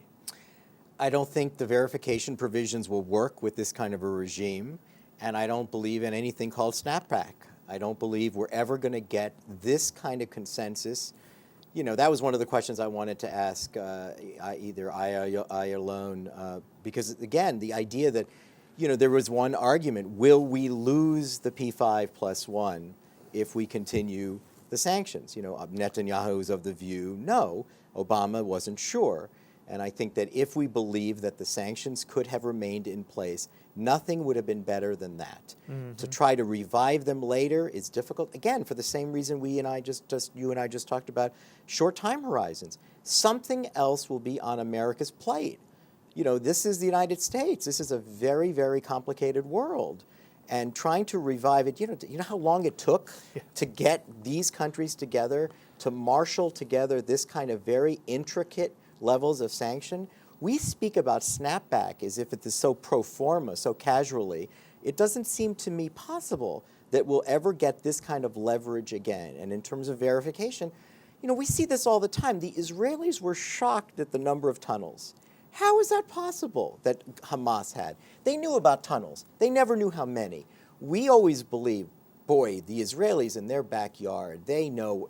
They didn't know, and it was right there. So how are we so sure that these 28 days, that this, Obama thinks, where are you going to hide the material? I don't know. All I know is they built things under mountains. So I think they've given this more thought than we've given it, and I think that they've entered into an agreement knowing in bad faith that they know they don't have to adhere to it. And it's 24 days. And it's 24 days. Yes. Well, we have on our phones right now one of American Jewry's leading thinkers, whose columns now appear in Haaretz, the Huffington Post, the Jerusalem Post, and he can be read online at ericyaffe.com. The President Emeritus of the Union for Reform Judaism, Eric Yaffe. Eric, thank you again for joining us. Surely. Good to be with you, Mark. Eric, what was your thoughts as you listened to Benjamin Netanyahu speak to American Jewry? Really, it was a call to federations throughout the country. Well, as always, he is an articulate spokesman. I admire his eloquence. He has an ability that very few of us have, and he made the case that there are problems with this deal. He made the case that Israel is vulnerable. He reminded us about the threats that he sees from Iran and the problems of that regime. So that's on the one hand. On the other hand, ultimately, did I agree with his conclusion? And I did not. And how would you summarize his conclusion? His conclusion was defeat the deal in Congress. Yes. And that if we do so, things will get better because there'll be, he said it very clearly. He said, we'll get a better deal. If the U.S. maintains its sanctions, the rest of the world will come around, and the Iranians will come back to the table. That was the heart of the matter. And, I think that, sadly, there's very little evidence for that. Very, very few people on both the right and the left really believe that that is a realistic scenario of what will happen, what will transpire if the deal is defeated in Congress. Eric, I want to ask you two questions about some of the things that you have written. And by the way, I really recommend that everybody reads Eric Yaffe. He's writing fantastic pieces, and he's a cogent thinker and a wonderful writer. You wrote a piece, an opinion piece, Eric, in which you said that you didn't like the deal, but that if you believed Israel's future was at stake as a result of this deal, you would join forces with those in the Jewish community who are seeking to pressure Congress to block the Iran deal. But you don't believe Israel's future is at stake. And you say that at the start of your piece. Later in the same piece, you suggest Israel should be compensated diplomatically, politically, militarily, economically, because you write of the enormous risks Israel will be forced to take because of this deal. And I said to myself, if Eric feels that Israel's being forced to take enormous risks, how can he say Israel's future is not at stake? Try to clarify that for me. Look, the key, I wrote several articles, and I'm not going to try and reconstruct them precisely. The key for me is this. If the deal is rejected, will Israel be better off or worse off? That, for me, is the question that we have to ask now. The critical question. That's the only question. I've never been enthusiastic about the deal. I've written about that. I would have liked for there to have been a better deal. The minute this deal was on the table, the question changed. The question then became, what do we do? Right. If we defeat the deal in Congress, I believe that Israel will be worse off and that her security will be more endangered than if we don't, and that it's best to grudgingly accept this deal and then to negotiate a bilateral agreement with the United States to compensate Israel for the dangers that she will undoubtedly face. Is Israel's future at stake here, Eric? In the broad sense, this is a very serious situation. The best way to deal with it is to be smart politically and to make sure that Israel gets the resources that she requires at this moment. I believe, by the way, that, both Tom Friedman and Dennis Ross have said that as part of a package that would compensate Israel after the deal is approved, that Congress should approve a resolution saying the president is authorized to use military action against Iran if the Iranians cheat. I think that's a wise idea. I think it's within the realm of the possible that could be negotiated. That's the kind of thinking we need now, as opposed to let's just kill the deal and then hope a variety of things that are going to happen that probably, unfortunately, will not happen. Mm-hmm.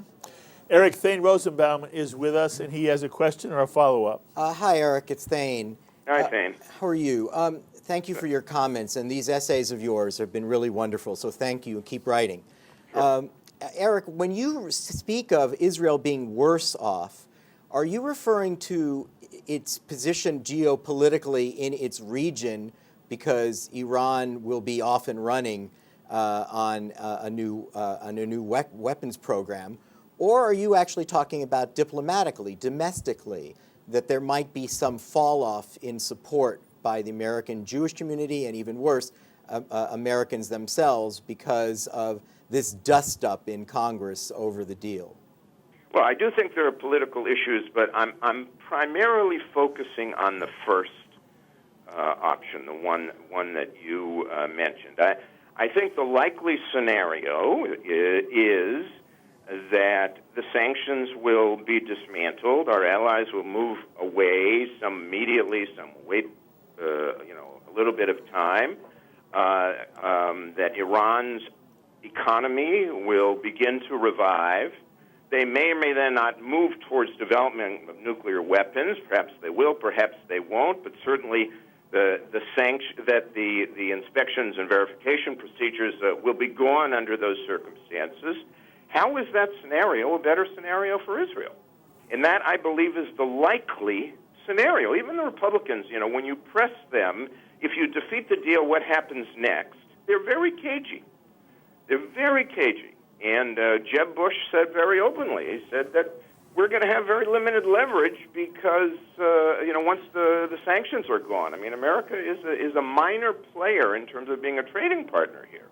The Russians, the Chinese, the Europeans, they're all going to be doing business with Iran at that point, and Israel and the United States are going to be isolated diplomatically. I mean, that's a very grim scenario to me, very troubling. So, Eric, are you conceding, and I think this is really, to me, the core issue, are you conceding the idea that President Obama and Secretary Kerry would never be able to hold the consensus of the P5+1 once this deal is rejected? That we simply... I am absolutely saying that. I think that if you look at the facts as best one can judge such things now, that is the critical issue. If they could hold the consensus, then the whole calculation would change. Right. But what makes you think that the Russians and the Chinese, who weren't enthusiastic about this in the first place, would somehow be cooperative after the fact? Not to mention, by the way, the Asian countries, which are absolutely critical here. South Korea and Japan and India and so on are all part of this. This coalition was critical. It was a great accomplishment. It, by nature, is fragile, and it would become impossibly fragile if Congress were to reject the deal. And in my view, and I think that's a very broad geopolitical consensus among the experts in the area. Part of my problem is, Eric, that it's hard to determine what the facts are. And very often people will come to a conclusion based on the facts as they understand them. So somebody says to me, the reality is that the United States controls most of, if not all of, the $150 billion that right now is being locked up and not available to Iran, which Iran will get in stages, hopefully, if the sanctions are lifted. And that if the deal were defeated in Congress, one of the things that the United States would have in its own arsenal, even without the P5+1, is that $150 billion, which is essential for Iran to access. And that, as you heard Netanyahu say, people have said to me, that ultimately the United States economy dwarfs economies around the world, and in the end whether it's Europe or an Asian country, if they ever have to decide whether they want to deal with Iran or the United States, they're going to pick the United States. And that therefore it's not as much of a foregone conclusion as you describe, that America would still not have enormous leverage over Iran that would in fact bring them back to the table. Now the question for me is, who's factually correct, Eric? Right. And if it turns out that the facts are a little less clear than you make them out to be, then it seems to me the decisions that we have to make are more difficult to make.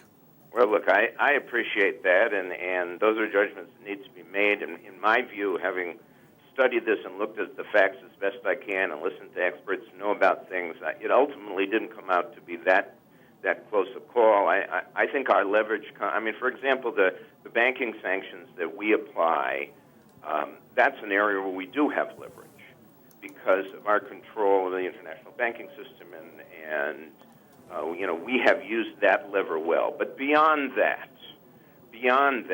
we're a minor trading partner. Iran can rebuild its economy if the others don't stick with us as part of the coalition.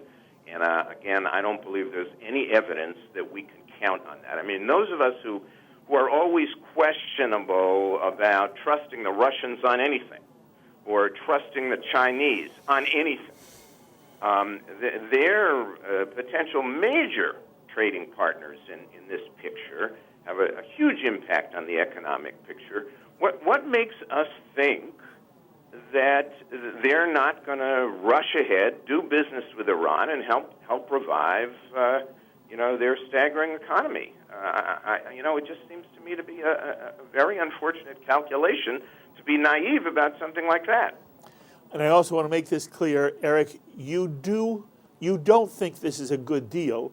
You just feel that strategically, in terms of where the American community is and where the Jewish community here in America, it is sort of like counterproductive and folly to try to fight it. Have I said Basically it correctly? so. I mean, it's a very problematic deal. I was arguing all along until the deal was signed that we needed better terms than what we seemed to be getting, because obviously I hadn't seen the final deal at that stage. So, I could run through, and we don't have time for this now, but I could run through a number of items that I think should have been better negotiated than they were, and are problems now. And so it's not as if I disagree with every element of the Prime Minister's analysis. I agree with much of it. But yes, at this stage, what are the real options that are before us in order to assure Israel's security? Well, Eric, you've heard me say it and Thane say it. You're doing tremendous work in your writing. Again, I hope everybody reads your column. It's accessible at ericyaffe.com. And soon we'll sit together in studio. I'm very appreciative, Eric. Thank you. Okay, good being with both of you. Be well. Eric Yaffe, President Emeritus of the Union for Reform Judaism, a major columnist now in the Jewish world. Again, you can read his columns at ericyaffe.com. Eric is saying what many Jews say. We don't like the deal. It's a bad deal. It was done badly. The president and Kerry made many, many mistakes along the way. But you can't, close the door after the horses left the barn, and you can't put the water back in all those little aphorisms. What can you do? And now the question is, how does one best deal with the situation? I have to say I am still leaning towards the position that the Jewish community shouldn't give up yet. And I keep saying the Jewish community because that's what you and I represent. I'm really talking about Americans in general. I want Americans to continue to lobby. It's not just Chuck Schumer and Debbie Wasserman. There are 100 senators. And I want every senator to know that they will have to one day account for the fact that they voted for this deal, which seems to me to be I like the phrase, it paves the way for a nuclear weapon. So as much as I respect what Eric is saying, I come out on the different side. And you? I agree with you, but I thought you said it even better earlier when you said, I'm speaking now as a former Wall Street lawyer, when you reject the deal in Congress, you put it on the record. Yes. It's on the record. This is not something that you have to go look back and see what people said in the newspapers and look at the polling. This is how senators and congressmen felt, and it's because they received phone calls from their constituents, and even though they believed it was folly, meaning they would not be able to survive the override, and that this deal is something we are going to have to learn to live with, because we certainly don't want to die with it, at least Americans spoke. Yes. At least they spoke out at this time, and they said, we have a bad feeling about this country, Iran. We have a bad feeling about their intentions. And yes, it's probably true. There's no way to go back, but it doesn't mean we're not going to go on the record as forcefully as possible to make it clear that this is something that concerned us and we were afraid of it and we wanted to reject it. We have one more wonderful guest on the line. David Suissa works with the Jewish Journal in Los Angeles. He writes vociferously and he writes beautifully. And David, thank you for joining us. My pleasure. As the publisher of the Jewish Journal, you've been listening to Benjamin Netanyahu try to articulate an Israeli position. How do you feel he did, David? Well, we've been hearing Prime Minister Netanyahu for a long, long time now. So we know pretty much what his arguments are. I think in terms of the American Jewish community, it's very important that we focus on why this deal is bad for America. Yes. The president is using code language and trying to make it an Israel/Jewish thing, and it behooves us to focus on why this is bad for America. The previous speaker was exactly right. Congress has a major decision to make, and they ought to make their decision on whether or not this is good or bad for America. That is their duty. And we can make a very strong case that this deal is, in fact, bad for America. David, we have discussed quite a bit on this program the ambivalence that seems to exist within the American Jewish community. There are many American Jews here on the East Coast, and you represent the West Coast, but on the East Coast there are many Jews who seem reluctant to make a big deal out of this because, similar to the situation in the 1940s, when Roosevelt said, don't make World War II a Jewish war, there are Jews who feel we should not make this a Jewish issue. And you just said that what bothers you is this deal is bad for America. At the same time, it looks as if, it's not just that Obama is casting it that way, it looks as if the people who are most concerned with this deal are American Jews who worry both for America and for the state of Israel. I want to know two things from you, David. I'm not on the West Coast, so I don't know if there's a different feel.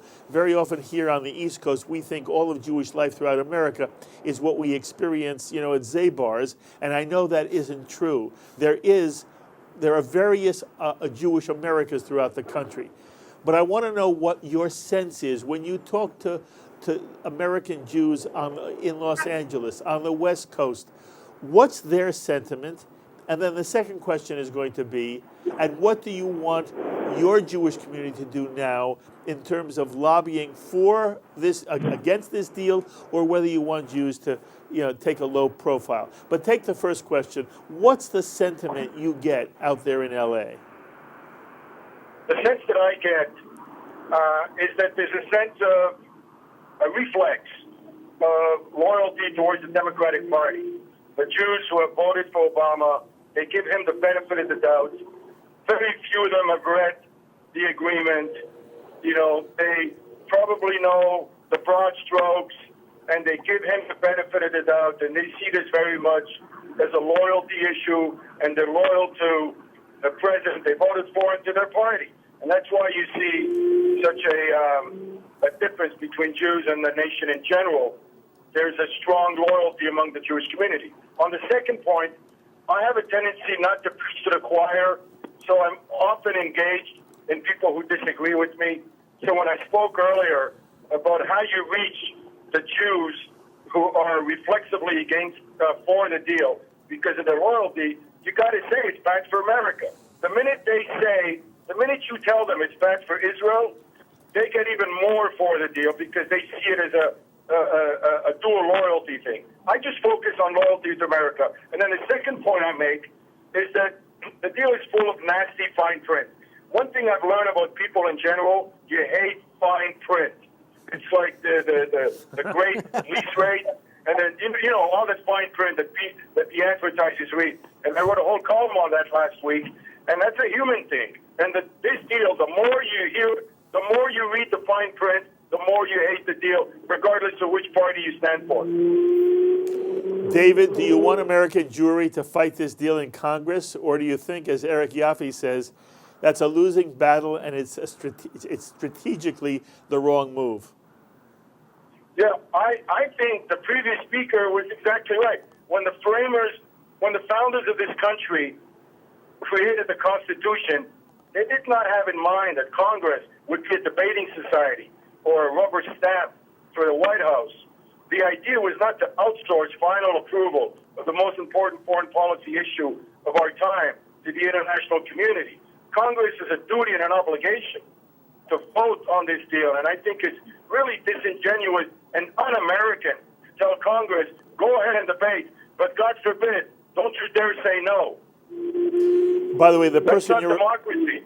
That's not democracy. And the previous speaker is right. We need to go on the record. Congress has an obligation to go on the record in terms of how it feels about this deal. This is going to be good for the incoming president in 16 months and for the future. We need to make that case. And this idea that it'll be a disaster if Congress votes no, I think has been blown way out of proportion. But Michael Oren wrote a terrific piece in Time magazine last week saying that the Congress still has enormous amount of power vis-a-vis sanctions, and the countries that want to do business with Iran will have a choice. Do you want to do business with Iran, or do you want to do business with America? David, you say it so beautifully as always, and I love having you on, so we will chase you all the time. Good luck with the Jewish Journal, and we'll talk again very soon. My pleasure. Thank you, David. Take care. Thank you. And of course, David Suissa was referring to Thane Rosenbaum, the previous speaker. He just came in. We have to wrap up. What's your overall sense? We've spent 2 hours together.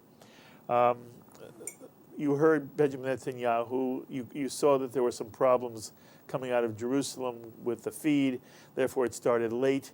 But you got the essence of his message, and you heard questions that were posed to him from members of federations all over the country.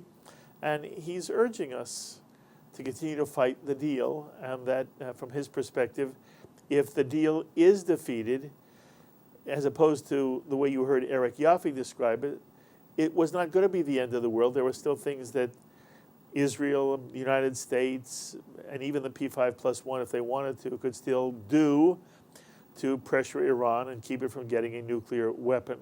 But that was basically what we heard today. What's your sense overall, Thane? I'll say it again, we're living in extraordinary times, and this is actually a very dramatic moment in American history, and certainly in the Jewish-American political history.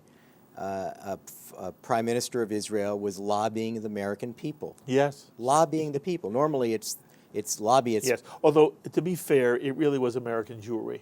Right, that's true. I mean, but still, citizens of the United States, yes, voters yes, of the United States, and speaking to them as Jews. Yes. Speaking to them as if you know where we come from. Yes. You may have been born in Shaker Heights, but you know where you're really from. Not unlike when, he went to France and said, or before he went to France and said, you come home. Come home to us. You don't have to live here with what happened at the kosher market. On the other hand, we heard, I forgot, was it? Oh, it was Raviv, Dan Raviv? Yeah. I was shocked when I heard him saying, oh, you want to know why Hohenlein was there? He's meeting with the president at 4 o'clock. So it's sort of astonishing. You have the president of the United States. I was on a call last week with Jewish progressives, by the way, which shows you that I didn't lose my Jewish cred, progressive cred. We're hearing the president of the United States making direct appeals to Jews, Jewish leaders, Jewish thinkers, Jewish intellectuals. We have the Prime Minister of Israel speaking directly to American Jews. On the one hand, there's this sense of, as you say, anxiety, fragileness. On the other hand, it's a statement about American Jewish power. in a way, that there is a sense that Jewish Americans can help settle this debate in some way. Thane, thank you so much for participating in this program. It's always wonderful to sit with you, and I love everything you always have to say. We always have a Thank nice you. time. and Yes, we do. Thank you all for watching. Thank you. There you have it, JBS's exclusive television coverage of the address by Benjamin Netanyahu on his feelings dealing with the Iran nuclear accords. And of course, he's urging American Jewry to fight those accords in Congress. We hope you appreciated the fact that we were able to bring this to you. We'll do our best to keep you informed of everything that's going on. We're going to be replaying this program at 9 p.m. tonight and then again at midnight, other times in the next coming days, so that you'll have a chance either to see it again, or if you know people who haven't seen it and they'd like to, please tell them that once again JBS will be showing Benjamin Netanyahu's remarks and some of the remarks of the people that we had a chance to talk to, and of course Thane Rosenbaum. Immediately following this program, Tuesday afternoon at 3 p.m. is L'Chaim, where I have a chance to meet with Benjamin Anthony, who is a fabulous former Israeli soldier and one of the most articulate guys you'll ever hear. So if you haven't seen Benjamin Anthony, I hope you stay with us and watch that as well. My thanks, as always, to the people who put this program together, and a wonderful staff put this program together. Sloan Copeland, our director, again, a fabulous job, and our production coordinator, Serge Goldberg, the producer for this marvelous JBS Live special, Carol Lilienthal. Peter Lilienthal was also working with us on this program, and of course, JBS's Associate Director, Dara Golub. Here in studio, Oleg Oswolenko and Igor Funk, and back in control, Master Control, Corey Sivikov and Dennis Golden. All these people make JBS possible so that you have a chance to hear and see things normally you would never get a chance to see and hear. I hope you appreciate it, and in some way, this program, it hasn't solved anything. It didn't make anything crystal clear, but I hope that it put some of the information you need into the mix, and will continue to give you as much information as we possibly can. From our JBS studios, I'm Mark Golub. Until the next time, be well, my friends.